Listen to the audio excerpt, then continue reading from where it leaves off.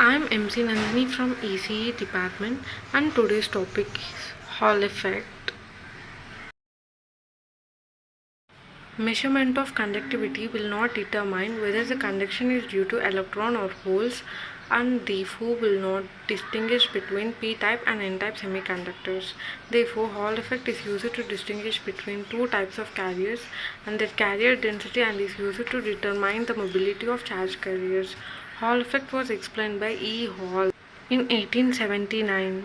Conductor carrying a current I is placed in a transverse magnetic field B and electric field EH is produced inside the conductor in a direction normal to both current and magnetic field. This phenomena is known as Hall effect and the generated voltage is called Hall voltage. Hall effect in n-type and p-type semiconductors. Current applied is in x direction in n-type and in x direction in p-type. Charge momentum is from right to left in n-type and left to right in p-type. Magnetic field applied is in same direction z. Voltage produced also in the same direction y. Due to electric field type, electron move towards phase 1 with velocity v. In p-type, holes move towards phase 1 with velocity v. Force due to PD is minus EH in n-type and in p-type is EH. Force due to magnetic field in n-type is minus BeV. In p-type, BeV at equilibrium minus EH equals to minus BeV in n-type. In p-type, EH equals to BeV. So, EH equals to BV and EH equals to BV. Current density in n-type is Zx equals to minus NeEV. In p-type, Zx equals to NhEV. RH Hall coefficient is negative in n-type and positive in p-type. Hall coefficient in terms of Hall voltage. Half coefficient is defined as the Hall field developed per unit current density per unit applied magnetic field.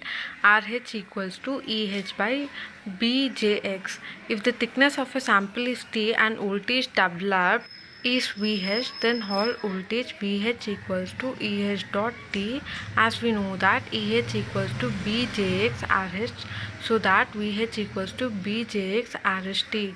If B is width of a sample and the area of a sample is B dot T, then current density equals to Zx equals to Ix by Bt. Hall effect is RH equals to VHB by Ixb.